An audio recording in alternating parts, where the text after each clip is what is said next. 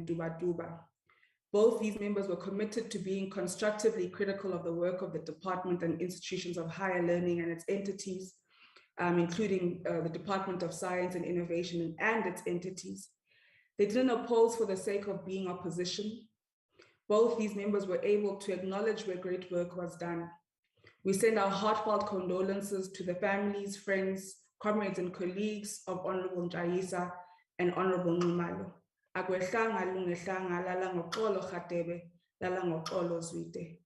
Honorable members and colleagues, many of us may also have equally lost our loved ones during this period, and as such, I ask that we observe a moment of silence in the memory of these lives.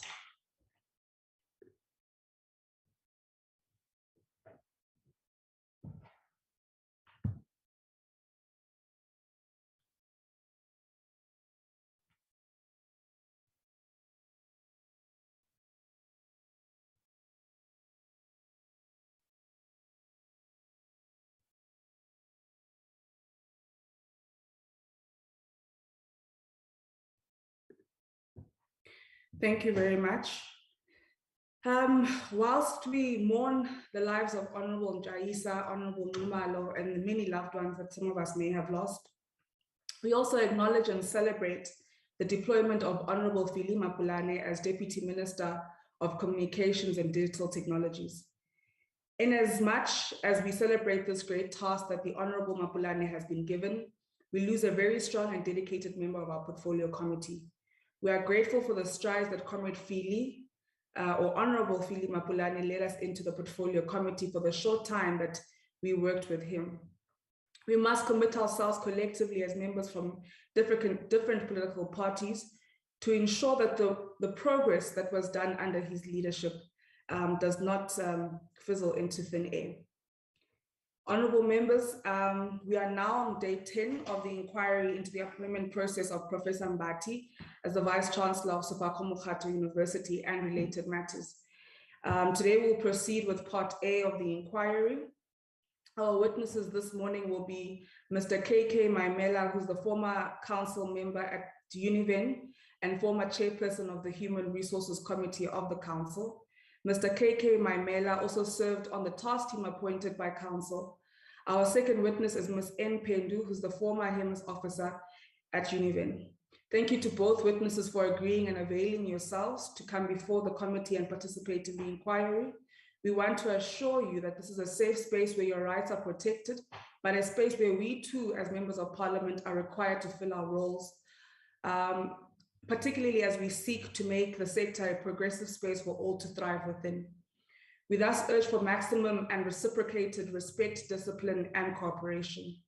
Having said that, I'd like to invite colleagues from legal services to assist with administration of the oath of our witnesses and request for Mr. Maimela, who is our first witness, to open his mic and camera and take the oath. I'd like to hand over to colleagues from legal services. Good morning, Chairperson, and good morning to all the members. My name is Phumelele Ngema from Legal Services. I'm the one who's going to be administering the oath today. I hope I'm audible, Chairperson and the members. Yes, you are. Thank you. Mr. Maimela, trying to find your video here. Thank you, sir. Kindly put your full names for the record and tell us what currently is your status of employment or where you are engaged in. Good morning, honorable members. Good morning, Chairperson, and good morning to all the stakeholders in this regard. My name is Kuriso Kennedy Maimela. I am the CEO of Vari Holdings, which is a training and management consulting firm based in Midrand. I also serve at the CIDB as a board member currently. Thank you so much. Thank you so much, sir. I'm going to administer the oath to you in line with the Proceedings and Powers Act that grants Parliament. You have been summoned in accordance with Section 16 of the Powers, Privileges and Immunities of Parliament and Provincial Legislatures Act 2004 to appear before this committee as a witness and to answer questions in respect of the Oversight Enquiry into the appointment of Professor P. Mbati while he was the Vice-Chancellor, as well as the Vice-Chancellor of the Sefako Makgatho University and related matters to the University of Venda. Please be informed that by law, you are required to answer fully and satisfactorily all the questions lawfully put to you, or to produce any document that you are required to produce in connection with the subject matter of the inquiry, notwithstanding the fact that the answer or the document could incriminate you or expose you to criminal or civil proceedings or damages. You are, however, protected, as the chairperson indicated. You are, however, protected in that evidence given under oath or affirmation before a house or committee may not be used against you in any court or place outside Parliament, except in criminal proceedings concerning a charge of perjury or a charge relating to the evidence or documents required in these proceedings. Please be aware that in terms of Section 17(2) of the Powers, Privileges and Immunities of Parliament and Provincial Legislatures Act, a person who willfully furnishes a house or committee with information or makes a statement before it, which is false or misleading, commits an offense and is liable to a fine or to imprisonment for a period not exceeding 2 years. You are required to take an oath or affirm that the evidence you are about to give is truthful. You may choose to take either an oath or the affirmation. Which one would you prefer between an oath or an affirmation? I will take an oath. Thank you, sir. Please say the following words after me with your right hand raised up.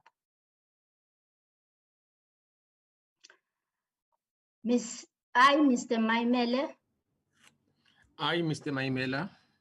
I swear that the evidence I shall give. I swear that the evidence I shall give. Shall be the truth. Shall be the truth. The whole truth. The whole truth. And nothing but the truth. And nothing but the truth. So help me God. So help me God. Thank you, sir. Chairperson, the witness has been sworn in. I don't know whether you want me to do both of them at the same time or we will proceed with Mr. Maimela and do the other witness later. I think let us proceed with Mr. Maimela, then we'll do the, Ms. Pendu will come in later then. Thank you, Chairperson. Thank you so much, ma'am. Welcome, Mr. Maimela, and thanks again for availing yourself. Kindly take this moment to take us through your testimony by reading through your statement. Okay, thank you so much, Chairperson and members of the committee. Let me read out my response to the invitation to this inquiry in the following way. I will just go through and read the document that I submitted, I think, some couple of weeks ago to you guys. The statement would then read as thus. It was addressed on the 30th of July, 2021. It was addressed to Honorable MP Mapulane, who was at the time the chairperson of the Portfolio Committee of Higher Education, Science and Technology. It's from Mr. KK Maimela, former University of Venda Council member and also former member or the chairperson of the Human Resource Committee. It reads thus: Dear Honorable Mapulane MP, request to appear as a witness before the Portfolio Committee on Higher Education, Science and Technology Oversight Inquiry into the appointment of Professor Peter Mbati as Vice-Chancellor of Sefako Makgatho University and related matters, Part A, UNIVEN. 1.1 looks at what I would have written in this regard.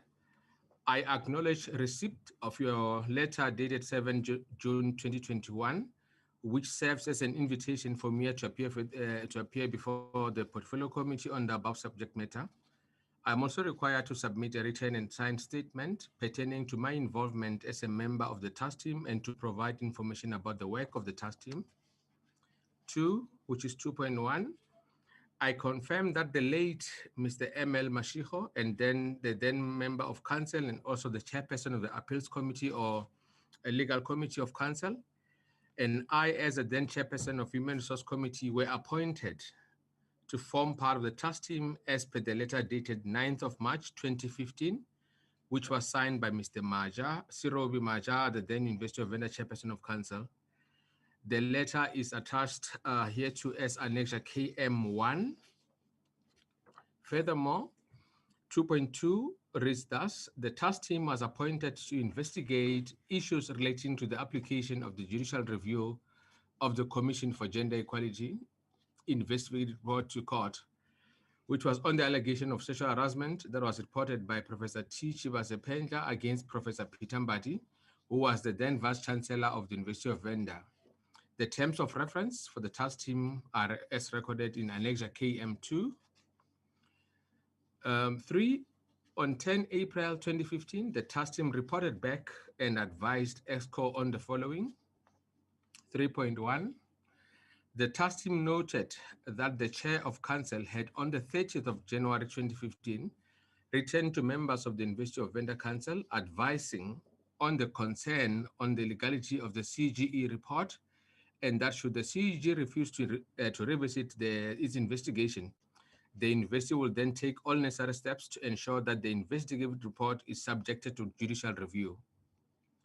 The chair of council, Mr. Sirobi Maja, subsequently authorized the university management to subject the CEG report to a judicial review. The letter from the then chair of council is attached here to as Annex KM3. 3.2, on the basis of the above information becoming available to the task team, the task team then recommended that the review application of the CEG report should be allowed to take its course, and that council should await the outcome of the review application of the Commission for Gender Equality investigative report before deciding on an appropriate course of action. 3.3, on the request of council, the review of whether Professor Mbati used university resources to defend himself was done by the then Director of Legal Services, Advocate Rambani.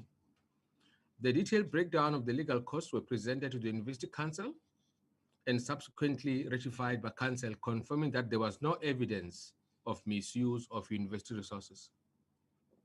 4, on 17 April 2015, council ratified the task team recommendations as per paragraphs 3.1 to 3.3 above. 5, I wish to state that the decision to subject the CEG investigative report to court for judicial review was ratified by council on the 17th of April 2015. 6.1, I've noted from paragraph 5 of your letter that the portfolio committee will put questions to me regarding my knowledge and involvement in the task team and as a former member of council. 6.2, in this statement, I have clarified issues pertaining to my involvement in the task team. However, I humbly request the Honorable Chairperson of the Portfolio Committee to furnish me with a set of questions the members of the Portfolio Committee would expect me to respond to as it relates to my involvement in the University of Venda Council. That is for me to approach the University of Venda to acquire relevant information to ready myself so that I can be able to respond and assist the Portfolio Committee appropriately. Yours sincerely, signed, Mr. KK Maimela. Thank you so much, Chair.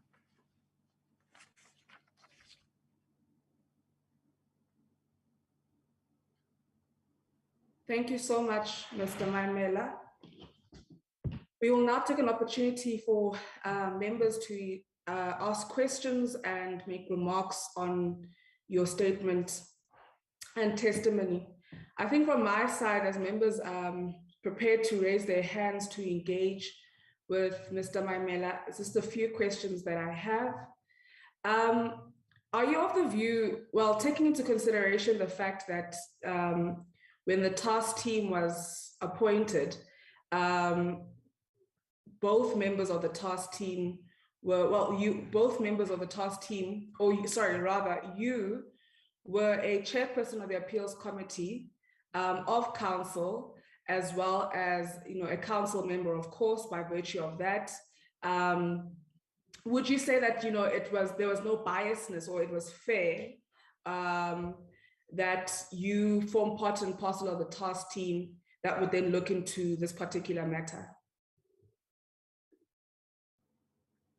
Thank you so much, Chairperson.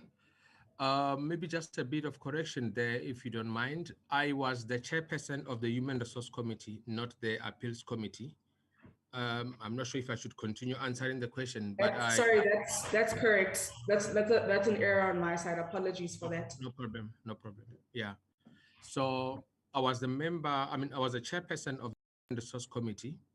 The task team, which was appointed by council, was myself and the late Mr. Mashego, who is an advocate, and he was a chairperson of the Appeals Committee or the Legal Committee. So yeah, I'm not sure if I was able to answer your question correctly. The question was this: so Mr. Mashego, the late, was the chairperson of the Appeals Committee, and you were the chairperson of the HR Committee.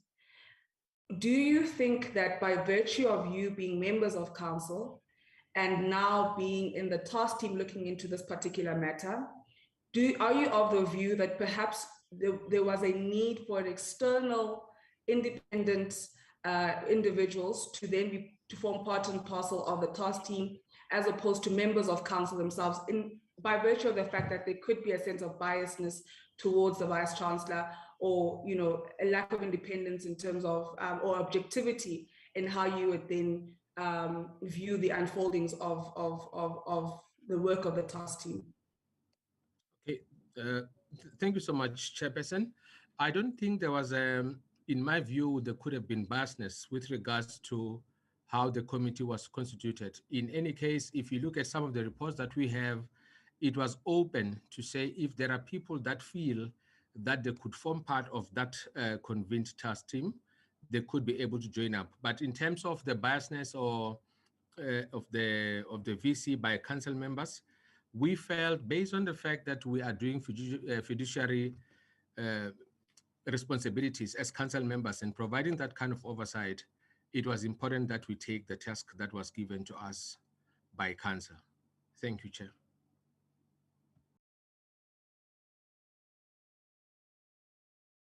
Thank you very much, Mr. Mamela. My second question then would be with regards to the ventilation of the recommendation or advice given by Mr. Maja to council with regards to the legal review of the CGE's report.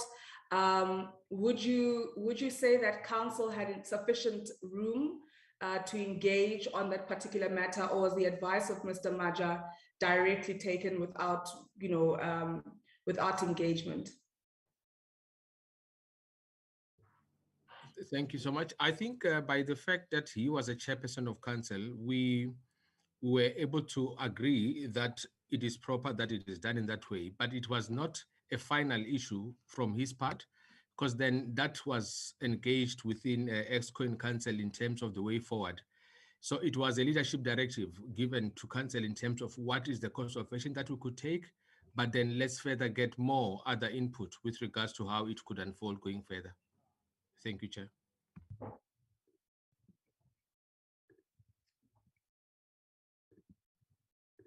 Thank you, Mr. Mamela. I think my last question for now, then I'll hand over to members.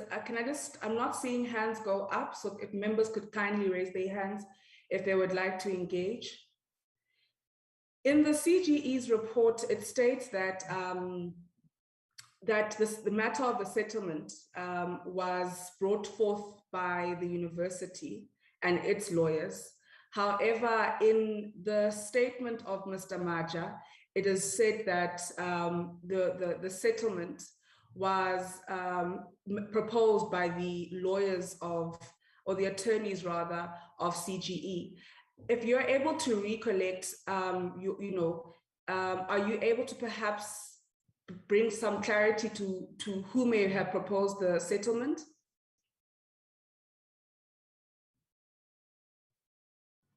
Great, thank you so much, Chair. Would you care just to repeat the first few lines of your question, if you don't mind, please? Just the first few lines of the question, please, Chair.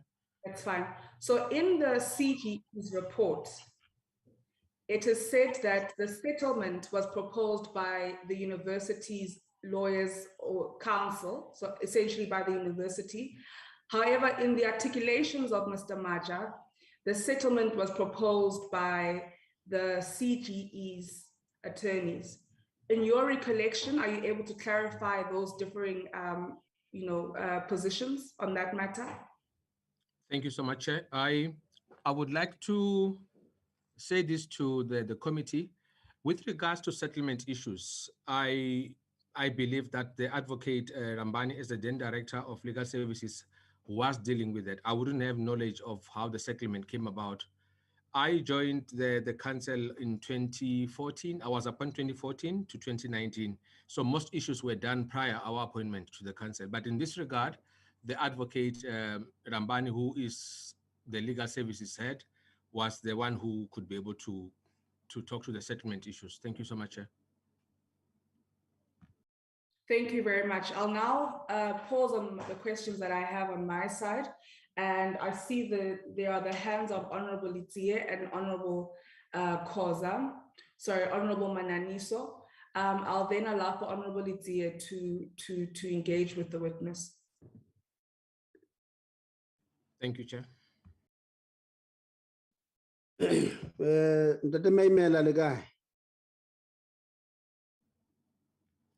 I'm good so much. I'm good, Tate Litie. I'm good. Thank you so much, Kalebo. No, thank you very much. Thank you very much for availing yourself this morning to try and assist the committee in getting to the bottom of the issues that are raised here as per the committee's terms of reference in investigating this matter. In your opening, you said you are the CEO of a company. I missed the name of the company. Do you mind repeating that to me? Thank you so much, Ndadelitia. The company is Vari Holdings. We are responsible for providing training and management consulting. Thank you. Okay. Thank you very much. And are you also a director of that company? Yes, sir. All right. No, thank you very much. Thank you. I know that you joined the council in 2014 until 2019. Is that correct? It's correct, Ndadelitia. Okay. Now I want us to go into the timelines of this sexual assault complaint and how the council handled everything. As later on, I'm going to pose questions on this, and I would like to urge you to listen very carefully to what I'm going to say, right? Thank you. Okay, on the 1st of November, 2011, Professor Pendler got dismissed from the University of Venda. And on the 3rd of November, just 2 days after, the first Lavare Modise report was issued and council receives it. This is 2 days after Professor Pendler was dismissed. And then in 2016, this was 3 November 2011 when they received the report. And now in June of 2016, some five years and 6 months later, or 7 months later, Lavare Modise issues the second mediation report at the instance of the request by the university. And I'm assuming you are part of that now. And to clarify certain issues. On 5 July 2016, Mashego attorneys are requested for an external legal opinion on the issues of sexual harassment charges against the Vice-Chancellor and the principal of the University of Venda. Minutes of the council 4 September 2015 speaks of settling the matter out of court as a decision of the council. So the assumption is that we are now part of that council that agreed on the settlement. Note that during the previous testimonies, all chairpersons of council, from the time the case of sexual allegations played out, all denied any knowledge and involvement in settlement offer discussions. After the Makgatho report of 5 July 2016, Council had a meeting on 8 July 2016. The Council minutes of that meeting indicate numerous interesting facts. The minutes records that after the Council of UNIVEN agreed that there was a sexual consensual relationship between both Professor Pendle and Professor Mbati, they agreed to accept the findings of the Labari Modise and those of Makgatho attorneys. The Council accepted 3 specific findings, and I want to, quote them verbatim on record. 1, that Professor T.S. Chivase-Pendle and Professor P.A. Mbati, the then UNIVEN VC and principal, had a consensual sexual relationship. 2, that there was no basis for Professor T.S. Chivase-Pendle's complaint that Professor P.A. Mbati had sexually harassed her. And 3, that there was no prima facie case of misconduct, and to close the matter permanently. Is that how you remember this chronology of events? Thank you so much, Advocate Letsia. I'm following. No, it's not Advocate. Sorry, Letsia. I'm sorry about that. The thing is, we're talking about advocates. No, it's fine. I'm following your utterances. Okay, but I'm asking, is that how you remember them as a member of council at the time? Okay.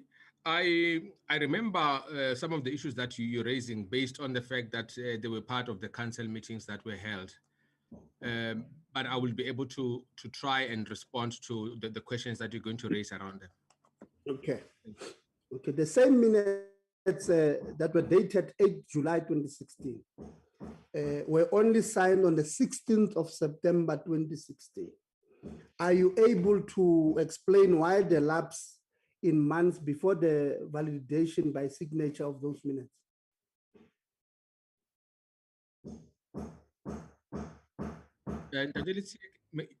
Do you care just to repeat that question for me? The dates 2016, 8th July 2016 and 16 September 2016. And I'm saying they are only signed on the 16th of September 2016. So are you able to explain why the minutes of July, 8 July, were only signed on the 16th of September, same year? Thank you so much, Ndatelisi. I wouldn't be able to respond in terms of why they were perhaps signed late. Administratively, I wouldn't know whether it was because of time or there were issues within the registry or the committee section, but I am not sure why it happened that way. I'm sorry, Ndatelisi. Okay. So the minutes further add that clarity was given that, and I close quote, open quote, the parties to the matter before council were the Commission for Gender Equality and the University of Venda, not Professor T.S. Chivase-Pendle, Professor P.A. Mbati, Mr. Srobi Maja in his capacity as the council, as the chairperson of council and or council per se, close quote. To say at least these minutes are confusing, it will be, I think, an understatement, because it does leave a reasonable mind wondering if they are authentic. For an example, we can't explain the late signing of these minutes, as you've also alluded, and why the parties whom a funding is accepted about them are also mentioned as not parties to the matter before council. Would you agree with me there?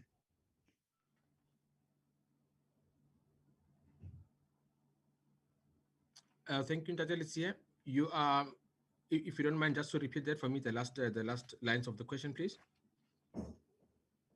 I was saying I'm confused by this minutes, this set of minutes, and it leaves my mind, wondering if they are indeed authentic. And these are the minutes that have been sent to us by witnesses and the University of Venda. And I'm saying they are confusing because you and I have just agreed that we can't explain why they were signed some 3 months and a few days late. That is one. And two, the same minutes, they mention the parties, Professor T.S. Pendler, Professor Mbati, and Mr. Sirobi Maja as in his capacity as the chair of council, and then it as not party to the meeting. However, it finds a finding, or maybe let me rephrase it. Why those parties, the one I've just mentioned, whom a finding is accepted about them, are also mentioned in the same meeting as not parties to the matter before council. Would you not agree with me there that it is confusing that a meeting reaches a finding, and then, but in the same meeting, it says they were not party to a meeting? Okay, thank you, Ndatelisia. If you don't mind, let me try to assist the challenges here in the following way, two ways. Initially, you spoke about the Modise report, the second report. Now, the issue of that Modise second report was overtaken by events solely because Professor Pendler was already dismissed and therefore was no longer covered by the university policies. That's one. Two, with regards to the issue you're raising now about the findings, I think it was incorrect for council to entertain the matter of Professor Pendler at the time because Professor Pendler had to rely on what we would call external remedies by virtue of not being covered by the university policies. Thank you, Ndatelisia. No, thank you very much. So you are saying the matter was overtaken by events. Now, maybe before, or maybe let me finish this set of questions. Okay. And then we'll go back to that point at a later stage. So let's talk about Makgatho attorneys.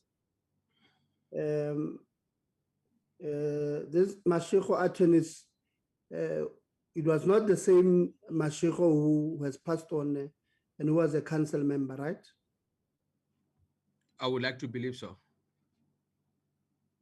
I can verify that. I don't think it would be Makgatho's entity, as in for the late Ndate Makgatho. Okay. But I can verify that for you, sir. Okay. So you'd also verify if they were not they were not related in any matter. The two Mashichos, the late one and this one, if it was not him who owned Mashicho attorneys. It will be difficult for me to say that, but I think that is an issue wherein supply chain can come in terms of that. But in terms of conflict, if any, I think it was going to come before any meeting would start when we do our declaration of interest. Okay. And then you, when answering Honorable Makgatho earlier on the settlement issue, what was your answer again? Just refresh our memories.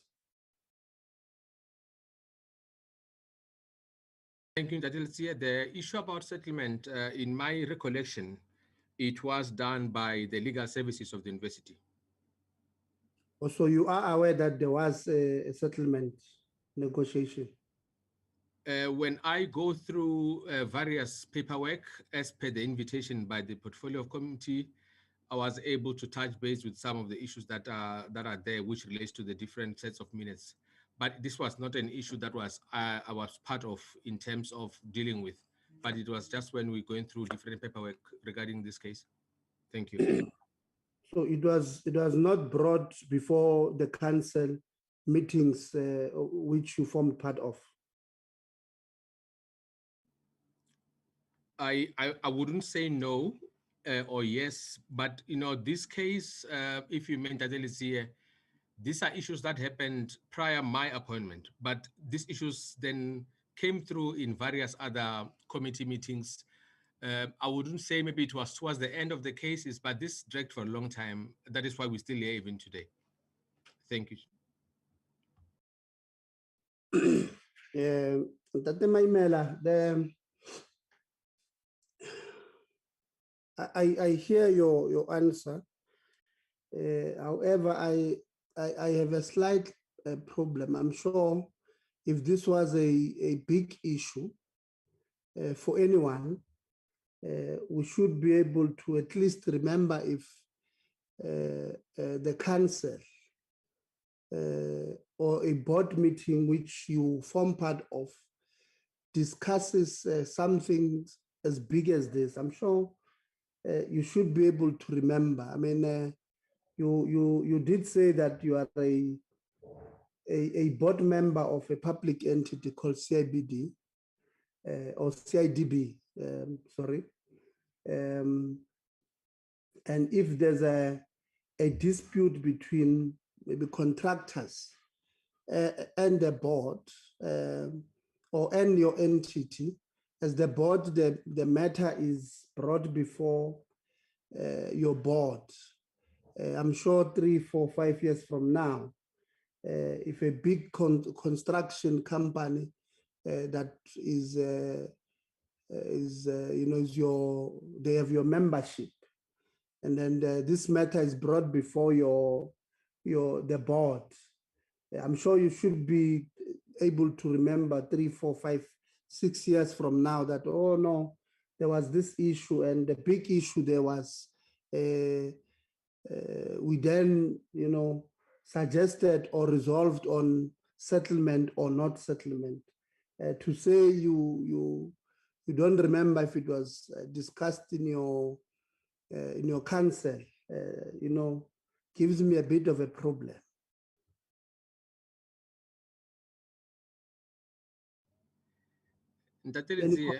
Yes. Okay, thanks so much for that. I'm sorry if providing challenges in this regard. Like I would start wherein I say I personally was appointed in 2014 and these issues were already there. Not that they stopped when we got appointed or when I got appointed. I got involved in the issues of council.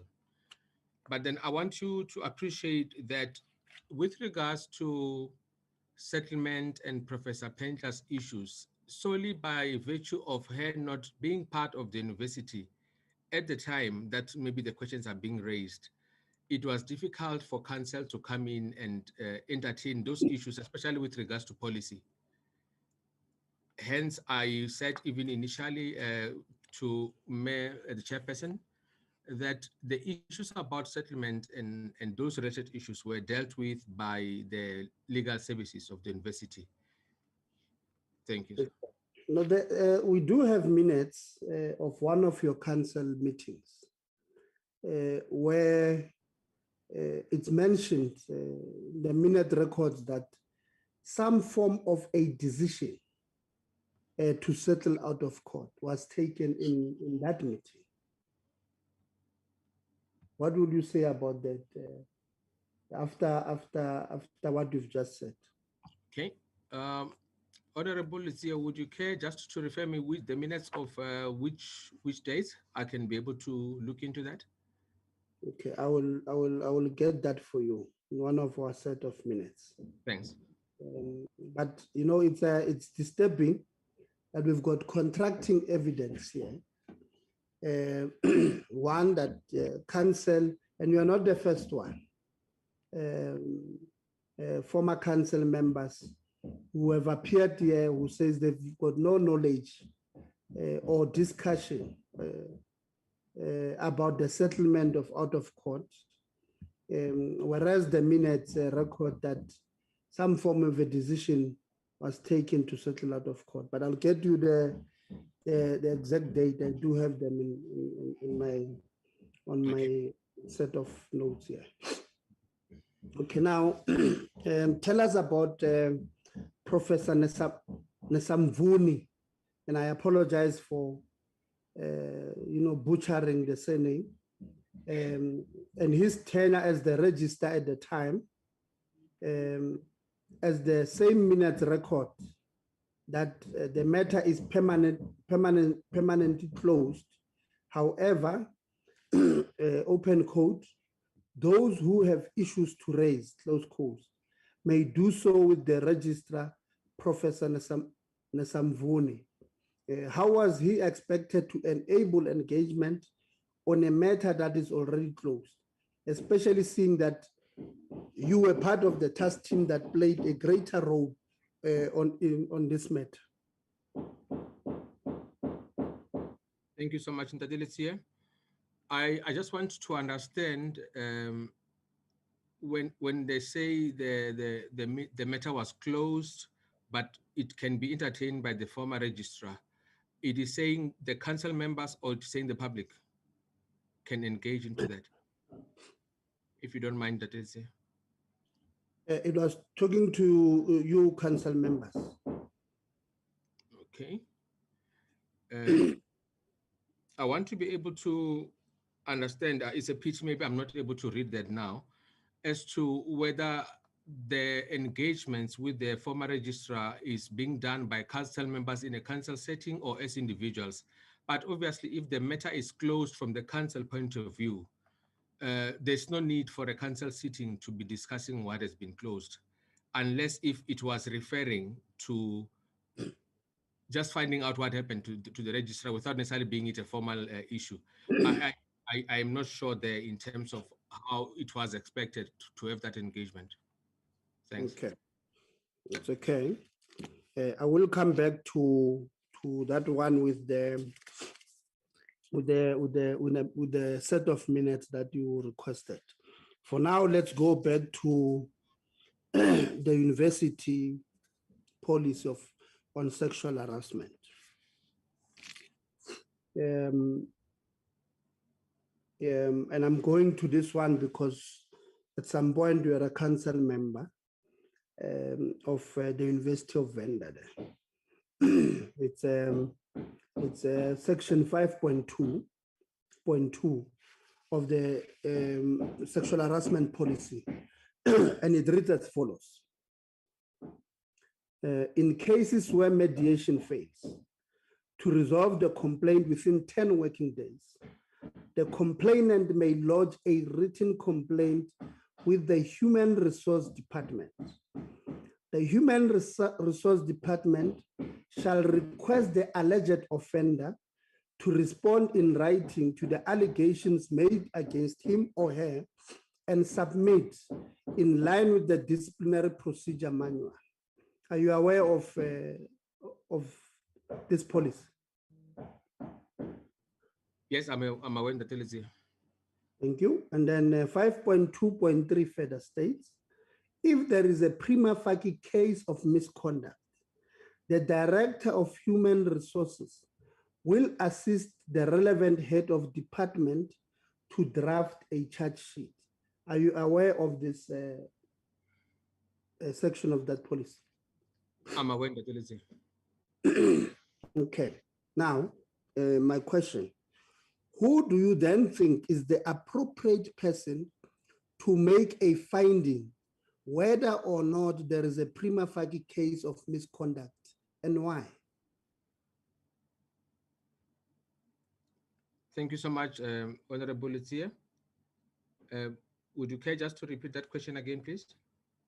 Having noted the two Yes. sections of this policy, Yes. who do you then think is the appropriate person to make a finding whether or not there is a prima facie case of misconduct, and why? Okay.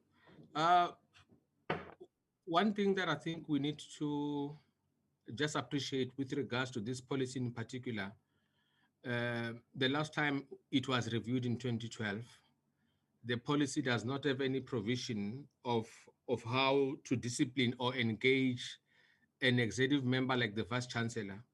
The policy had a challenge because it does not say much about the VC. So I want to believe the difficulty about the policy was on how it was crafted without being reviewed in terms of how then the VC could be taken to the disciplinary hearing and by who in this regard.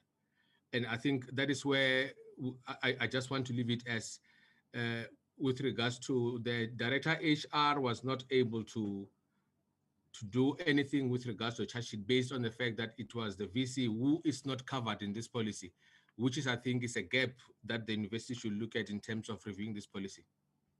Thanks, Ndadelici.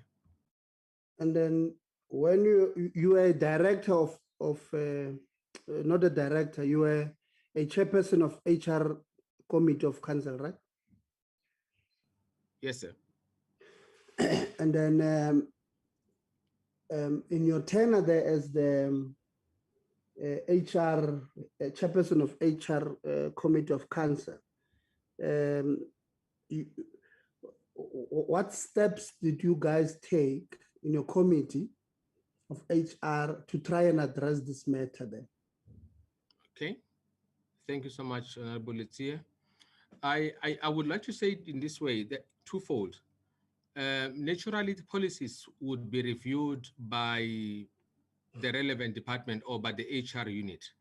But I remember in our tenure, we requested to have a workshop, which was comprised of officials within the university and also some of the council members who we thought would have the best expertise to look into that. But again, I repeat that in this regard, or in this clause or subclause 5.2.3, I think there could have been an oversight with regards to looking into how, if ever there is an issue around the VC or DVC, how the director should be able to come in with regards to providing that kind of charge sheet. Hence, I say there is a gap that we appreciate and we agree on with regards to this issue, and the earlier or immediately how it could be reviewed, the better. Thank you, sir.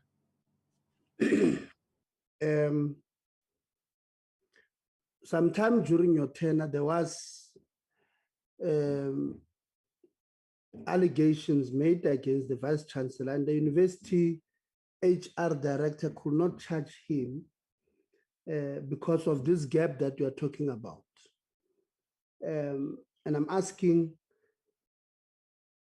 during your tenure as the chairperson there, your committee that you chaired did not see it fit that because there is this gap, let us strengthen 5.2.3 because the director then is a, for lack of a better word, is a gun without bullets.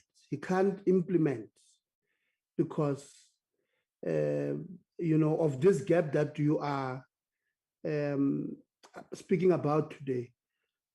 In retrospect, do you think really you guys as the council committee, HR committee at the time, could have done better here?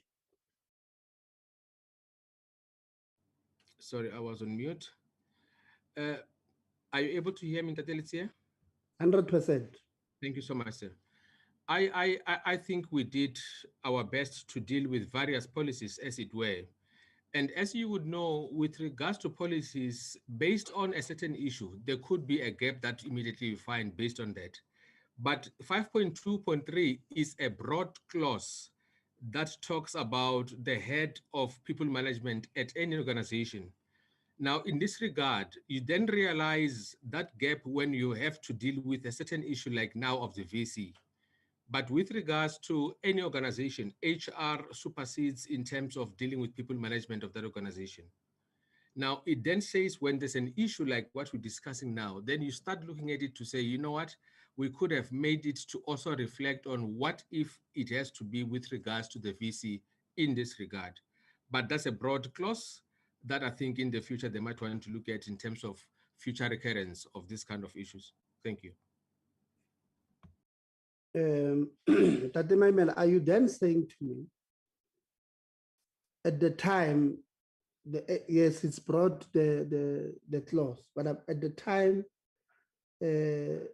no one saw this gap here. No one, including yourself as the chairperson of the HR committee at the time, you did not see anything wrong with giving the HR director a gun without bullets going to war, in protecting, obviously, the human resource of that institution. It was my understanding that having policy is for the protection of the employees of that institution. And as an HR, you've got, your job is to do just that. The well-being of your institution itself, but also the well-being of the employees of that institution. So there is this matter, this big matter, huge matter in the country at the time. In fact, when you arrived, it was even on Sunday newspapers. It's a big matter. It's in the ministry. It's a big, very big matter at the university at the time.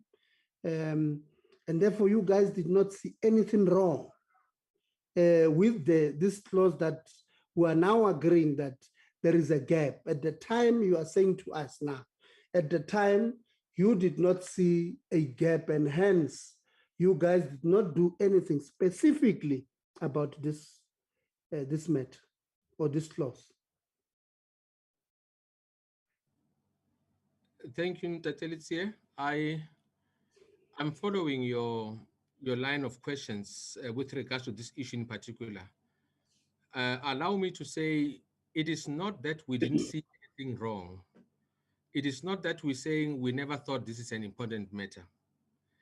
Now, furthermore, I'm saying when we start encountering issues around a specific matter, that's when you go to a policy and perhaps say, maybe the policy could have done better, because now it is looking at a specific person or specific matter, in this regard, the VC.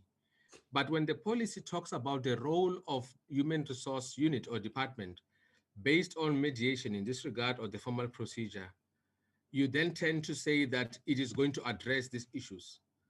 But immediately when it then covered or it then touched on a specific person like the VC in this regard, that's when you start realizing that maybe the policy could have done better. But in overall, it is how the formal procedure policy on mediation would be in any organization. Thank you. Yes, and I'm asking, because now it was speaking to a specific matter, and you guys should have realized there that it has gaps. And my question is, what then did you do to try and close those gaps at that time?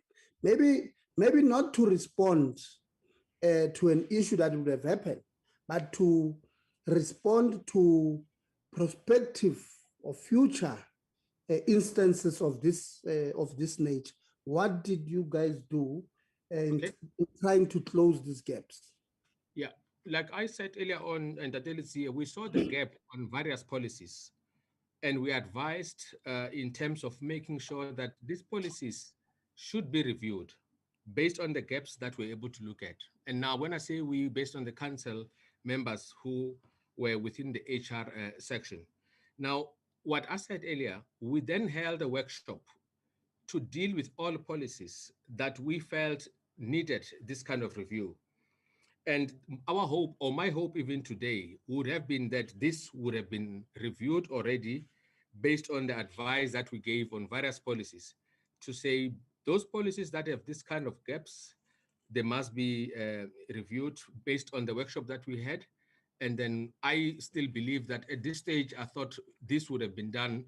And when I was going through the cover letter of the policies, I realized on this one, the review date says 27 November 2012, but I can rest assure you that we were able to deal with various policies and advised on them to be reviewed.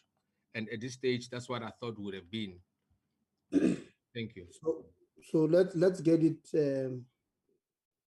easy for everybody to understand. What you are saying is, sorry, at the time you saw the gap on this one, you held a workshop as the HR committee, and then you resolved or advised that these gaps must be closed. And we're talking about 5.2.3 for now.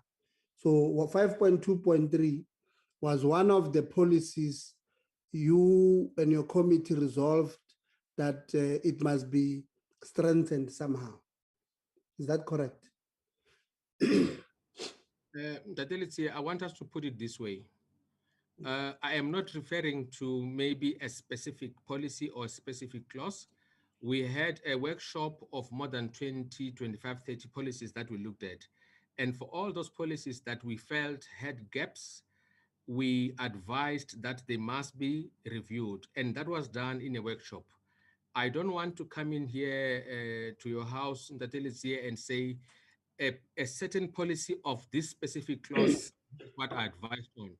But what we did is the workshop of all policies, and we felt that they should be reviewed based on the inputs that were made in the workshop, which was held for the whole day on various policies.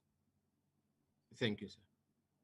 No, thank you. So in short, you are saying you don't remember about this specific one that we're talking about today, but you remember that you did have a workshop that dealt with a broader policy issues. Is that correct? Yeah, we dealt with various policies for the university to address the gaps that were there, and it was in a workshop. Like I said to you earlier on, that I think historically the policies were reviewed by management or by officials within the university. But during our tenure, we requested a workshop with council members so that we can be able to look at various gaps that are maybe not addressed rightly. So at this stage, and really something food for thought to say, hopefully all the policies that we requested that they are reviewed based on the gaps that they have would have been done at this stage. Thank you. No, it's okay. I think, yeah, but maybe let's leave it at that. Now,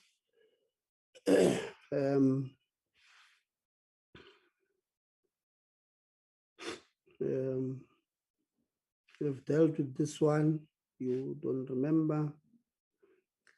And then, did you guys, until you left in 2019, did you guys have a different procedure for the disciplinary code and procedure in respect to the Vice-Chancellor? You know, when there's an issue against the Vice-Chancellor, by the time you left, had you guys developed, or did management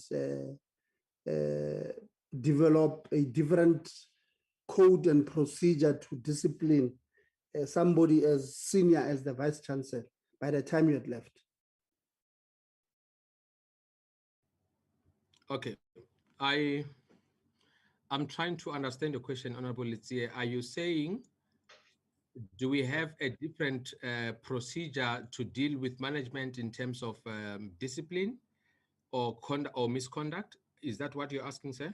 No, I'm asking about a senior manager, like a CEO or a Vice-Chancellor.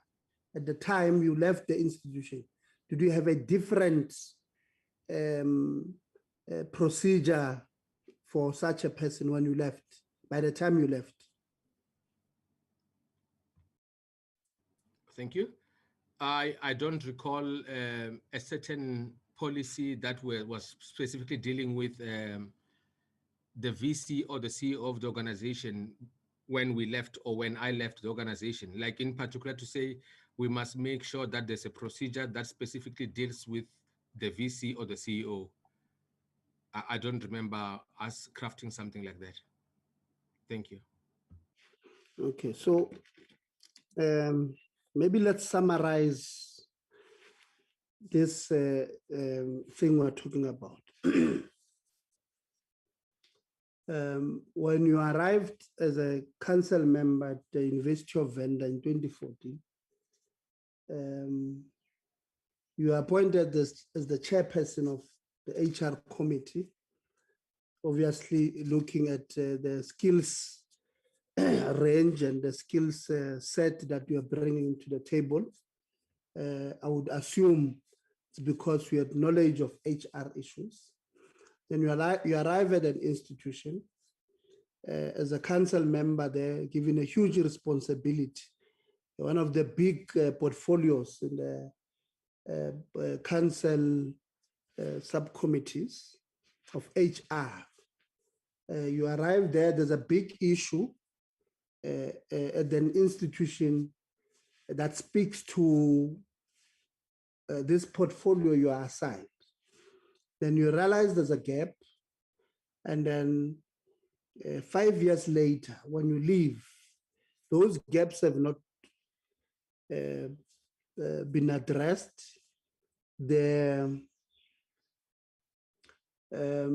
responsibility to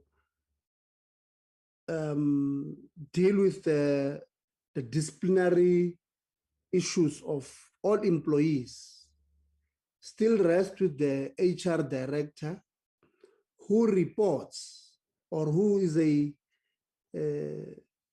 what is the right word? Who reports, to the Vice-Chancellor at the time, or the CEO of that institution.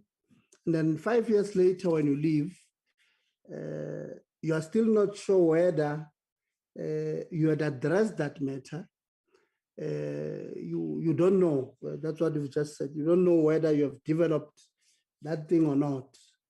Would you then say that during your term as the chairperson of the HR committee there, you would have addressed issues, you would have improved the conditions for employees of that institution as a board member of that institution, responsible for human resources, responsible for the well-being of employees at that institution. Would you then say that looking back, during my 5-year tenure there, I have done well. And this is by well, this is what I mean. I've improved. When I arrived, the employees were subjected to this kind of treatment. When I left, we had developed policies, we had made suggestions for the development of policies to improve their lives to this level.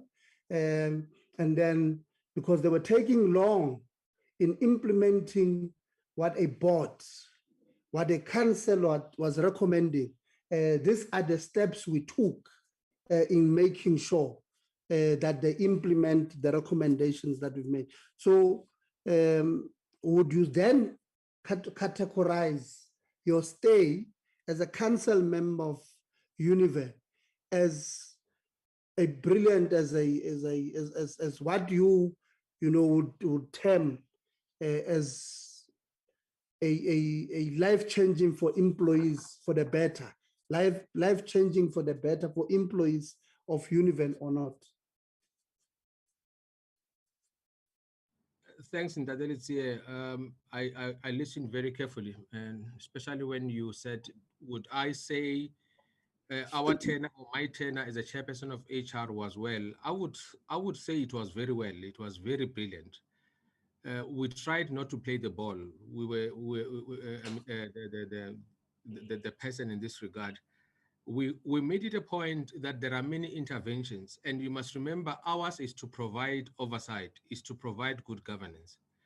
But at the same time, we cannot necessarily say we want to be administrators at the same time, but we probed various interventions. For an example, during our stay, or during my stay as a chairperson of HR, we made it a point that we understand basically what employees are going through with a culture survey, with customer satisfaction surveys, and any other intervention that has to do with business process reengineering. But the issue is, yes, you might come in and say, but Maimela, you didn't deal with this one in particular. Hence, I'm saying it was not for us just to deal with specific issues. It was to make sure that we create and leave an organization that is able to take care of itself. It was the first time, I think, that a workshop is held by the university on just dealing with policies. And yes, you might find that even tomorrow there could be one other case that maybe there's a gap that comes in there. But in overall, we made it a point that we make our inputs to the policies, we make our inputs to the procedures there is.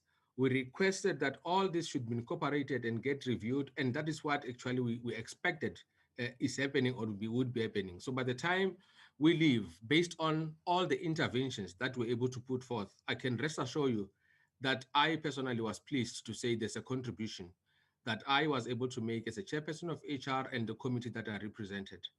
And that's what we kept on trying to do. And we could have just done better. I was only there for one term. Thank you, Ndatelisi. Yes, and then moving towards closure, I can't remember the name of the witness, but I think it might have been the former registrar or the former HR director, if I'm not mistaken. I'll have to verify that. Appeared before this inquiry and said that it was the responsibility of council to investigate any misconduct by the Vice-Chancellor, who is the CEO of the university. Do you agree with that statement?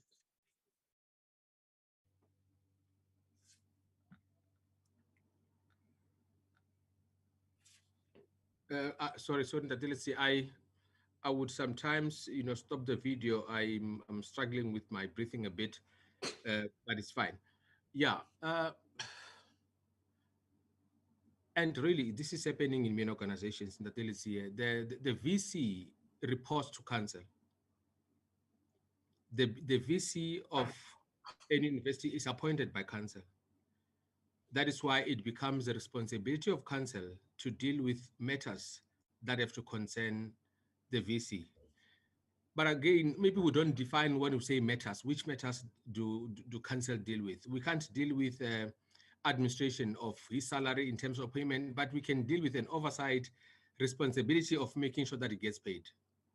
So when we say council deals with the matters of the VC, I think maybe we find time, or we should need to find time to say which matters in particular. But I can rest assure you that the recruitment, selection, placement, and how the VC should do what he does has to come to council. Thank you. Yeah, no, I said my question was, it is the responsibility of council to investigate any misconduct by the CEO of a university or a vice-chancellor. Do you agree with that? Any misconduct not any matter broadly like you are putting it. Yes, I And agree. that is my question. You agree? Yeah. But council did not do with this misconduct in this particular case. The council you are part of. Yes. Which conduct are you referring to, Ndatelisia? I'm saying the council, maybe to be fair to you, I must say the council before you, when Professor Pendler was still in the employ of the university.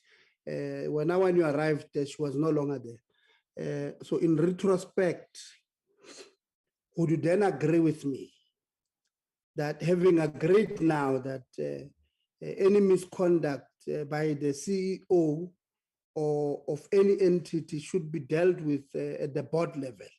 So in this instance, by the council.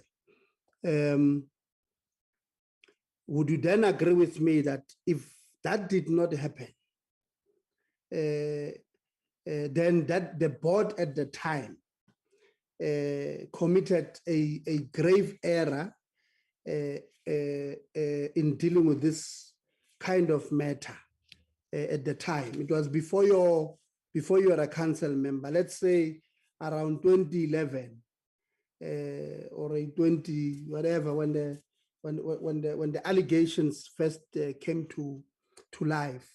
If you are a council member at the time, having agreed with me that the board or the council should deal with the misconduct of a vice-chancellor or the CEO of a company, if you were a board member, or maybe let's make it practical.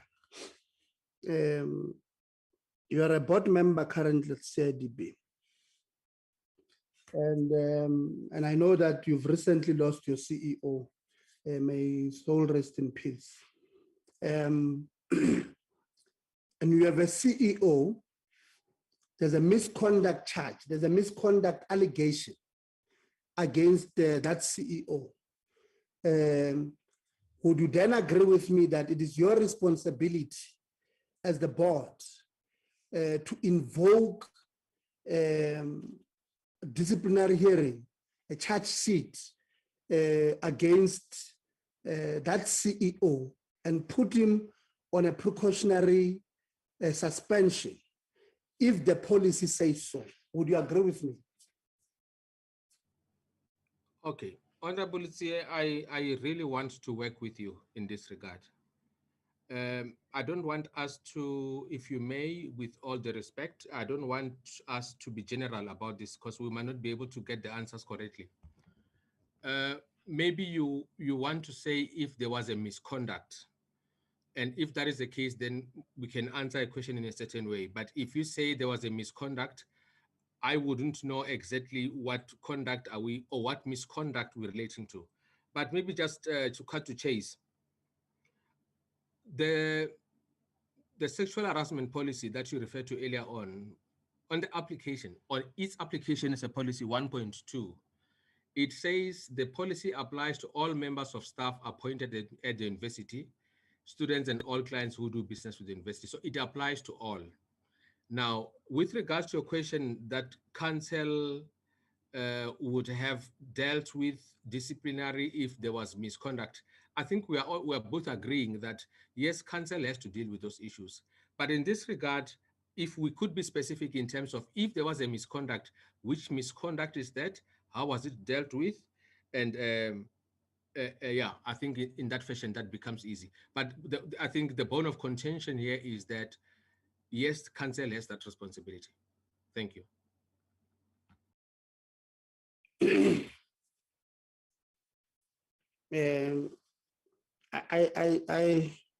I'm finding it difficult to understand because you are coming, I'm interpreting what you're saying as now trying to be defensive. And I'm finding it difficult. Why would you want to do that? You and I have just agreed that it is the responsibility of council to investigate any misconduct or alleged misconduct by the CEO of the university. Well, whether it's alleged or not, in this case, it was an alleged misconduct. Somebody had written to council that here is a thing. So I don't understand what you mean when you say if there was a misconduct, which misconduct was there? And I don't understand why would you want to be that defensive? You know, I'm struggling because there was, and it needed you as council to investigate, because if somebody alleges that there was stole a slice of bread, how would you know if there's a misconduct if you don't investigate? It means you must put processes in place to know if this alleged misconduct really happened or it did not happen. So, and we are talking about that there was somebody who had made a complaint to council before your time. So I'm not sure, maybe I'm not, it's because I'm not a lawyer. So I'm not sure if that is a misconduct or an alleged misconduct. But the issue is there was a complaint late. So I really don't understand your question, your answer, because you are now moving away from what we had agreed on initially. So Mena, I'm now talking to you at the general level, so that, because if you want to deal with issues on issue by issue, I think we'll not arrive at a conclusion. At some point, you must look at them at a general level, says, as a board member, there is an alleged misconduct, there's a complaint against the CEO. As HR, what kind of policy are we putting in place? And then you put a policy in place from a general point of view, not a policy that will deal with a Tebogo. But if it's a Kenneth tomorrow, then Norman, let's look at it differently. We're looking at it from a general point of view, that as a board member, your responsibility is to, oversee that management that institution run things well. So you are an oversight body of management at that institution. Are we agreeing that amendment?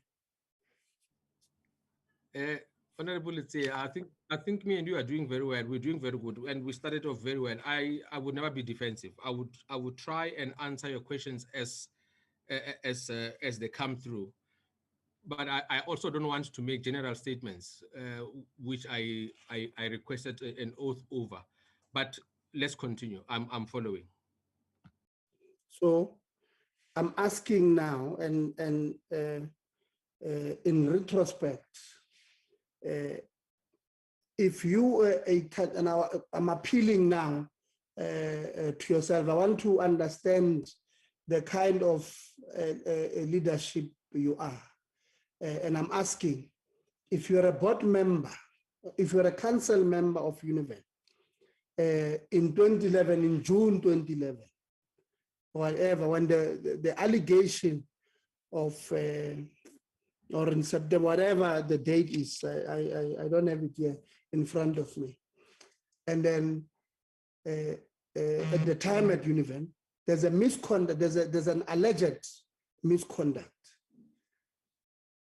If you are a board member, if you are a council member at the time at UNIVEN, would you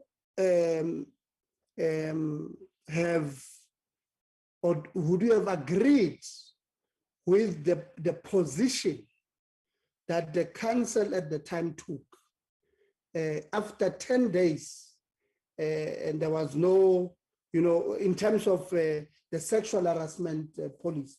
would you have agreed with the stance they took? Would you have agreed with the position they took at the time of this sexual harassment case?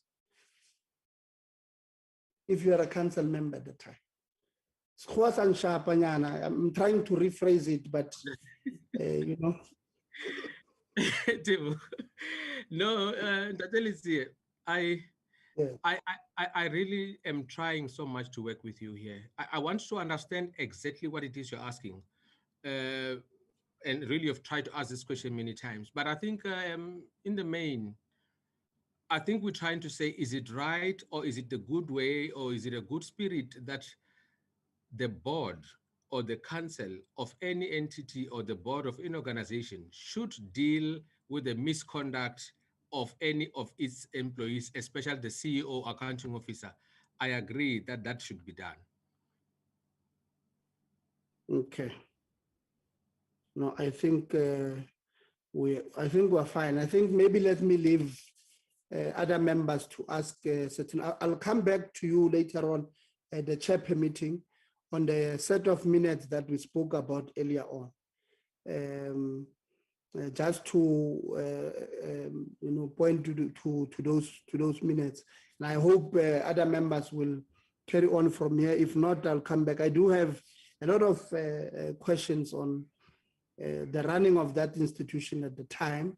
You know, sometimes a council will decide, you know, to implement something that is not covered in policy. For an example, I'll come back to it if members don't ask about it. The reviewing of the CGE report, how it came about, you know, and some of those issues. I'll come back, chair meeting. Maybe let me, for now, give other members an opportunity, and I'll come back. Thanks, Chair. Thank you, Honorable Lizier. Honorable Manganiso. Thank you, Chairperson. Let me start by welcoming Ndate Maimela and appreciate the fact that he has agreed to come before the Portfolio Committee. And let me indicate that I was partly covered by your question with regards to the biasness status, and as well, one would want to say some of the questions I've been lengthily covered by Honorable Litsi. However, I want to ask Ndate Maimela a few questions with regards to him understanding and being familiar with the policy at UNIVEN then.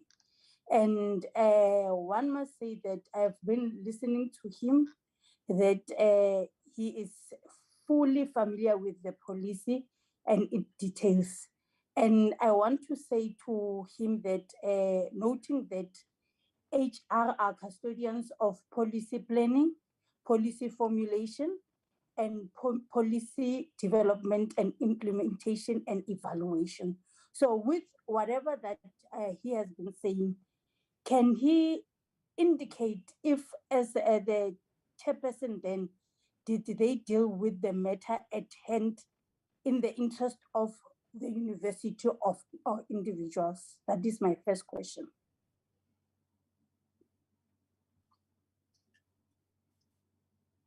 Thank you so much, Honorable Koza. Am I right? Mananiso, Koza is my brand. Okay, thank you, Ma. The last two lines of your question, do you mind just to go back to that? I hear you saying individuals or university. I want to make sure that I heard you very well. Oh, okay. My question is that according to you, do you think the university have dealt with the matter in the interest of the university or individual? Okay, thank you so much. Earlier on, I made reference to this to say ours really, and really I'm talking about the time during my tenure.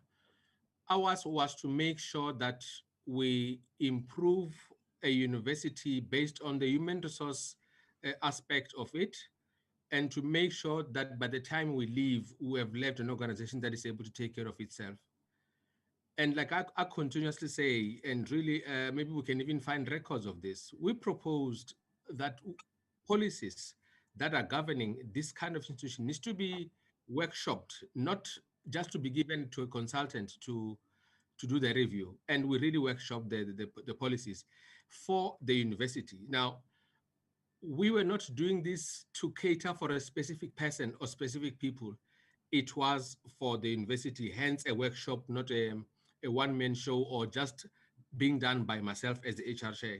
So we had stakeholders to looking into the various policies and any procedural issues that are confined within the different policy sets. So it was for the organization, it was for the University of Venda, and we make those kind of inputs and proposals in terms of the how going forward, in terms of implementation. Thank you, ma'am.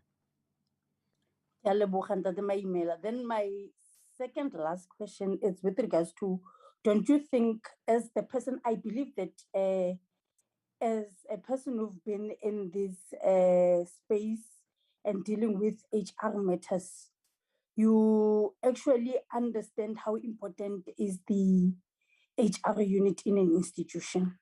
And I want to ask you this question, that don't you think that this case exposes the reluctancy of the institution in terms of dealing with those in higher authorities? Thank you so much. You know, at times in organizations, there is what we call benchmark, and you might find that this case in particular might provide that kind of benchmark into the future. But again, we must be able to say, let's comment where it is due. It is not, in my view, even if it was happening before our tenure, by virtue of having all these documentations around these issues that we're discussing, it then says that something was being done about it. Maybe the unfortunate part was that we're dealing with the CEO or accounting face of the organization. But I think it was able to get the necessary responsibility and attention that it deserved. And maybe that is why we where we are right now. Thank you so much, Honorable. Okay, thank you, Tate Maimela. Chairperson, I've been consistent about asking people who are coming before the committee this question, and I would want to give Tate Maimela as well to express himself with regard to the question. My question is, how, if you are given an opportunity to define Prof. Mbati leadership, what will you say? Thank you so much, Honorable. I think that will be very broad. And I would want to always define from an HR perspective, to define people that you work with based on the work that they do, not on their personal lives. I would want to say to the committee and to everyone that cares to listen that he has what we call a strategic leadership potential, or in my view, way of looking at things. When I say that is when you get to an institution or organization where things are being done as like maintaining the status quo, then you find a way of how that could be changed by various interventions that people are able to buy into, and you're able to show basically where they are currently and where they are going. Then you have what I call a strategic leader, because that person, he or she, becomes innovative in terms of what kind of sustainable projects they could be.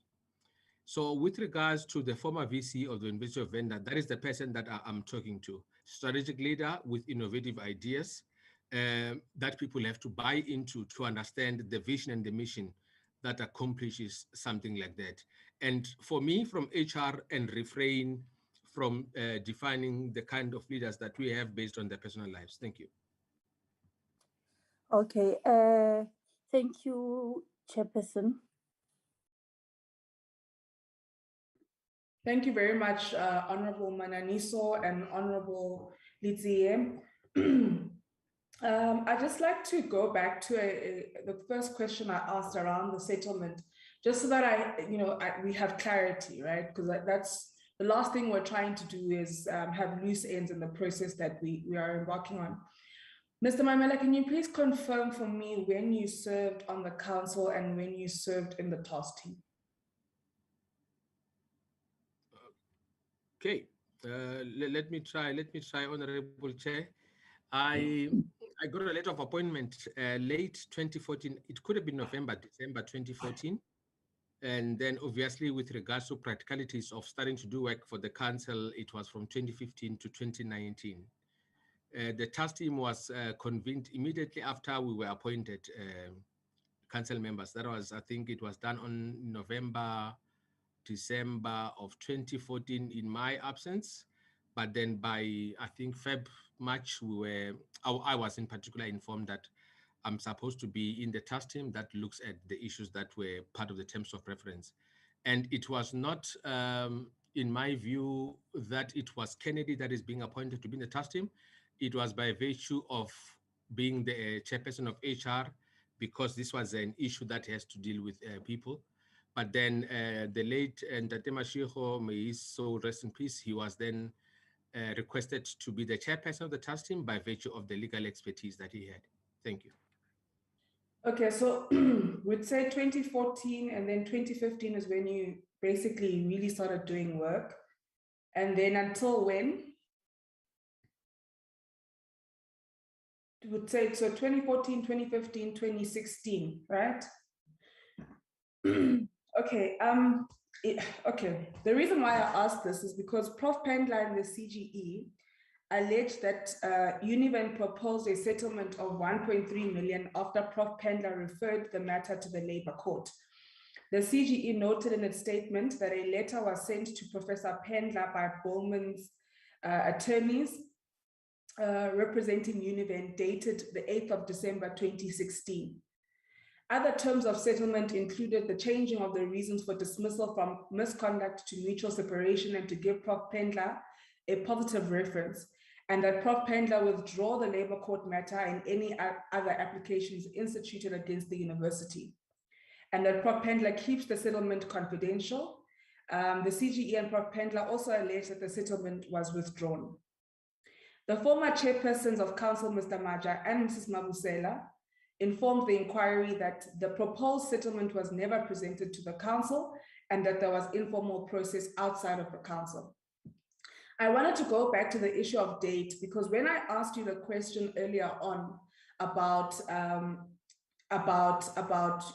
clarities on who exactly initiated the settlement, you said that you only, you said firstly, the matter was being handled outside of your office or outside of the remit of your work.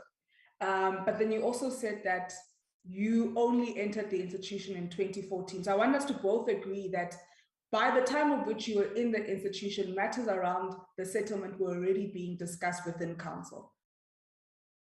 Okay, so we want to, can you please agree that we are just correcting the dates issue that came up earlier on when I asked you the question around the settlements? Okay, Honorable Chair, I think we both know that these matters that we're discussing, happened, I think, 6, 7, 8 years before our tenure, but it does not mean that they ended before we were appointed. There would be matters arising, there'll be recurrence of things and so on. By the issue of settlement, as far as I would recollect or know, was the matter which was being done by the legal services of the University of Venda. Okay, so, but we are, because and I might be mistaken, but I think I heard you raised two matters when I asked the question initially. The first matter you raised was that the matter was being handled by legal, so it was outside of the remit of your work. But you also raised the issue of when you were appointed into council. So in 2016, the matter of settlement was still being discussed within council. So even if you weren't involved in it in terms of the remit of your work, you were privy to the conversations around the settlement because they might be brought before council.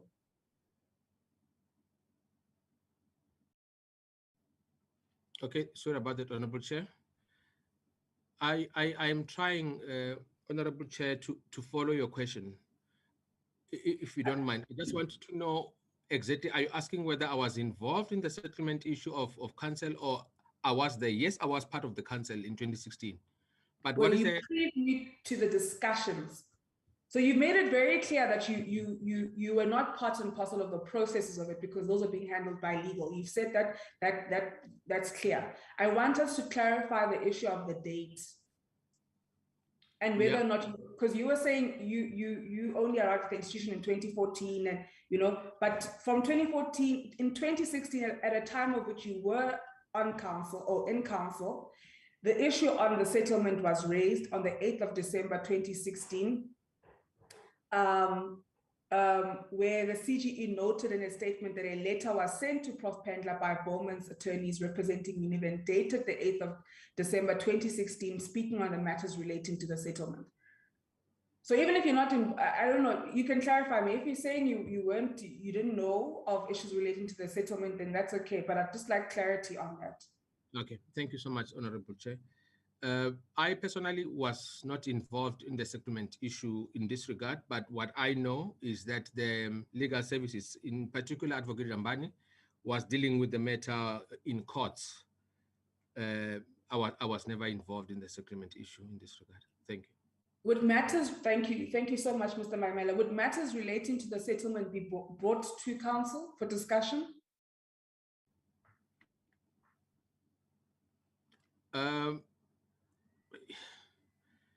I think generally that could be the case. When I say generally, you would recall that in this regard, the settlement issue in this regard is with the current, at the time, the current member of the University of Vendor Management and somebody who has been dismissed or who's no longer there in the employ of the university. So, but I think in general, that could come to council, especially given the position of the VC, so that council, in providing that oversight, is able to know basically what is going on. Thanks. Thank you, Mr. Maimela. And just, from your background, working with people, working in, with, HR-related matters, what's your view, just personally, what's your view on the use of monetary settlements in resolving disputes? Particularly when there's a lot of issues around the ethics and value systems related to the matter. Honorable Chair, I think honestly there are different views. And really it will go with the merits of the cases that we have. We can be able to look at it in a modern way and also look at it traditionally in terms of what it means to us. But again, in terms of the cultures that I think me and you come from, you would find that people would prefer rather to sit back and talk to issues instead of maybe then throwing them out there for other people to solve it for them. And I think that is the first thing that happens. Now, in the modern way, the issues about let's go to court and do this, or let's get a charge and so on and so forth. But again, I think it goes whichever way, and people have a way of how they could look at it. But if you then say, from an HR point of view, in organizations, we don't necessarily say there is a traditional way at HR unit that we must follow first in terms of policy, then we go to the modern way of looking at it in courts. So there are different kind of merits in terms of how we look at that. Thank you. Thank you so much, Mr. Maimela. Now, going to my second question, and I'd like you to be patient with me. The preamble is going to be a bit long. So if you can just be a little patient with me. So in the first Modise report, the dispute remained unresolved, right? Thus, there was no resolution amongst parties. Through the articulations of Mr. Maja, there's a sentiment that the first Modise report was vague. Amidst the settlement discussions between CGE and Council, and of course, Prof Pendler, what we understand from Mr. Maja's statement is that both the university and the CGE agreed that certain parts of the report be removed and that the university will implement the Modise mediation report, which was an order of the court. However, remember it was said that the Modise report, the initial Modise report was vague, and there was a need for Modise to provide more clarity in the report, bringing us to the second Modise report. Coming out of the second Modise report, understanding Mr. Maja again, the council had dealt with the allegation of sexual harassment fairly and transparently, as the second Modise report found that Prof. Pendla and Prof. Mbati had a consensual sexual relationship and that there was no sexual harassment. So this is around the 24th of June, 2016. So what then baffles me, Mr. Maimela, is why Mr. Modise, according to his statement, was shortly after that served with an application by the Venda High Court to review and set aside the second report by Prof. Mbati. Council, which you were a member of, accepted Mashego and Modise reports, which were used to exonerate Prof. Mbati. Subsequent to his exoneration, Prof. Mbati took the report of Modise, which its recommendations were used by council to exonerate him for a court review. I think my questions then become, why did council take a decision not to defend the second report of Modise against the call by Prof. Mbati to have it reviewed, bearing in mind that the same report assisted council to make a finding to permanently close the complaint of sexual assault to which Mr. Modise in the first place was appointed in order to conduct an arbitration in terms of the university's sexual harassment policy. I think my questions further go on to say, do you find that there are inconsistencies in this kind of conduct by the University Council? And don't you think that council should have been a bit more bolder in holding Mbati to account, Prof. Mbati, apologies, to account in terms of, how we can make a decision to exonerate you, to close the matter using this particular report. And then after we've made our decisions, we go and we review and want to set aside that report, taking away the foundation and base of which our decisions as council were based upon. So I don't know what your views are on that. Don't you find a bit of inconsistency? Aren't you of the view perhaps that council should have been a bit more bold to at least state that they don't agree with that because it takes away the foundation and basis of which they formed their decisions? Thank you so much, Chair. I really listened to the preamble, like you said earlier on, and I understand the kind of issues that you're putting through.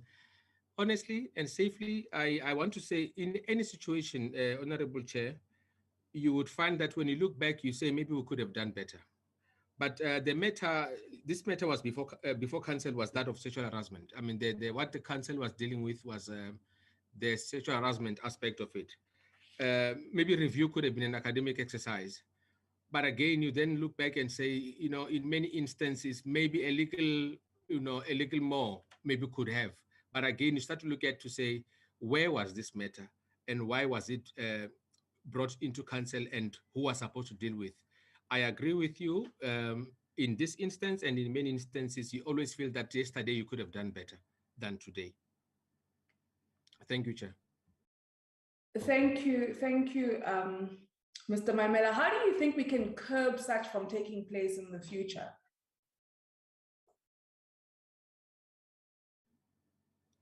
Thank you, Chair. I want to talk about this in particular, and maybe, if you don't mind, a bit general, to say, generally, when there is an instance, an issue that is at stake, it is always best for all parties to understand what it is that they're dealing with. In this particular instance, it is always better as well to be able to look at the terms of reference that are able to deal with the situation. Because depending on where we are, we start looking at it differently. There could be hearsays, there could be allegations, there could be acts that happened in any situation, but it depends on where you are and your involvement in that regard. That basically tells you exactly where are the challenges or where are the prospects. But I believe the terms of reference must be very clear so that we can be able to deal with the right challenge or the right problem for the perfect solutions that we seek. Thank you, Chair. Thank you, Mr. Maimela. Now, a difficult question. Do you think the decision of the University Council to exonerate Prof. Mbati should still stand or be rescinded given that the reported basis decision on was set aside by court? I thought the initial questions, Chair, were difficult, but if you bring a more difficult one, it becomes to be difficult as well. Can you just repeat that for me? I want to carefully answer you, Chair. Okay, in your view, yes, ma'am. Do you think the decision of the University Council to exonerate Prof. Mbati should still stand or be rescinded given that the report it based its decision on was set aside by the court? Thank you so much, Chair. I don't have anything to the contrary. If I would say it must not stand, then I must be able to give reasons for why it should not. But I believe that the stakeholders that were involved in that would have done due diligence to the issues. And I don't have expertise in this regard to cover it could have been done differently and provide different kind of solutions. Thank you, Chair. Thank you, Mr. Mamela. But do you agree that you could have done better? Chair, in everything that we do yesterday, we always believe that I could have done it differently. Okay. Not that you didn't do good, but you always feel that maybe more sugar could have made the tea to be better. Okay, no, that's fine. Let's move on to your written statement. I think it's page 3. And it's paragraph or point 3.3. It says that on the request of counsel, the review of whether Prof. Mbati used university resources to defend himself was done by the then Director of Legal Services, Advocate Lambani. The detailed breakdown of the legal costs were presented to the University Council as affirming that there was no evidence of misuse of university resources. So now what I'd like to clarify, so if we're looking into whether Prof. Mbati used university resources to defend himself, okay, then towards the end we say, a detailed breakdown of legal costs was presented to the University Council and subsequently ratified by council, confirming that there was no evidence of misuse of university resources. I want us to, words are, semantics are very important. So, because if you say misuse, it could mean that there was use of university resources, but not the misuse of it, not the abuse and exploitation of those resources. So the word misuse, I think it's semantics really, but when one is reading, that is clarity that they seek. So can we have clarity on whether or not there was use or no use, but in the use, there was no misuse? Thanks, Mr. Mamela. Thank you, Chair. I'm following. If I could recall, the terms of reference were looking at basically whether the university VC at the time did not use the university resources for his own legal costs. But if I could recall, Council then also said to make it the best exercise was to be able to legal costs as per the report that you probably have before you to look into that. But with regards now to this particular case, that is the last line on 3.3, there is no evidence that me or any member of council could come in and say, we can see the misuse of university funds. I hear you when you say misuse, they could have been used, but the evidence that was, the reports that were brought before us never showed any misuse or any, let me just put misuse because that's what we were able to deduct from the report of university resources for the personal legal costs of the VC. Thank you, Chair. Thank you, Mr. Mamela. So we're not certain on whether or not there was use or no use, but we know there was no misuse of university resources. Thank you, Mr. Mamela. Going on to question 4 now. So I just want to understand with regards to the decision that Council ratified on the 17th of April 2021. I'd like to understand the following. A process, how I understand it, when I look at, we're still now on page 3, 4.0 and 5.0. It says on the 17th of April 2015, Council ratified the task team recommendations as per paragraphs 3.1 and 3.3 on the other page. And then on 5.0, it says, I wish to state that the decision to subject the CGE investigative report to court for judicial review was ratified by Council on the 17th of April 2015. So when you go back to the previous page,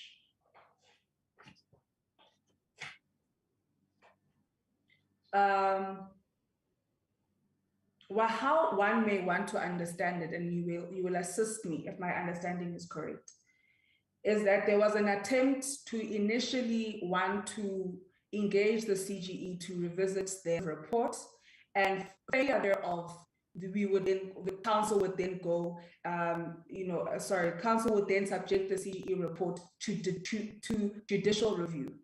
What was the stance of the task team going into council to make recommendations to council? Would the task team have preferred to first engage with the CGE and then at a later stage, failure thereof, then subject the CGE to judicial review? What was the aura in the room on that day? Was there a sentiment that we must just take the CGE straight into judicial review, or was there some,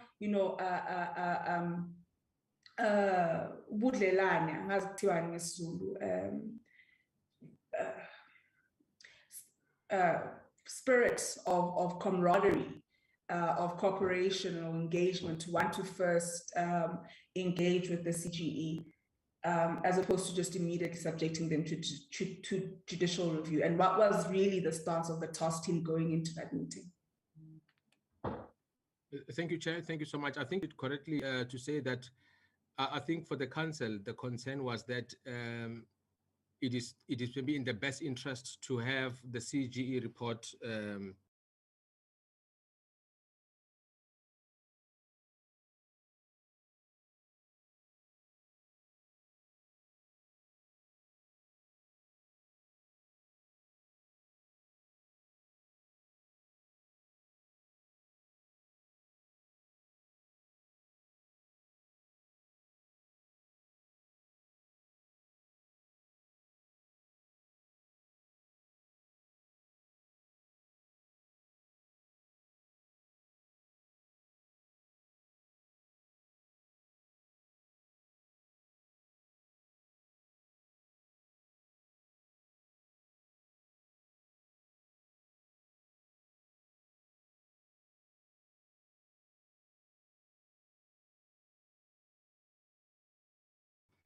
taken for judicial review because of the sentiment that it shared for that kind of investigation. So that is why the chairperson of council would have written that letter, which is KM3 or Annexure KM3, to make sure that we follow the right way of doing things. Yeah, I think that was the basis of why the chair would have written the letter with regards to CGE report. So, okay, so my confusion is this, or the clarity I seek is here. 4.0 says council ratified the task team recommendations as per paragraphs 3.1 and 3.3. Paragraph 3.1, the task team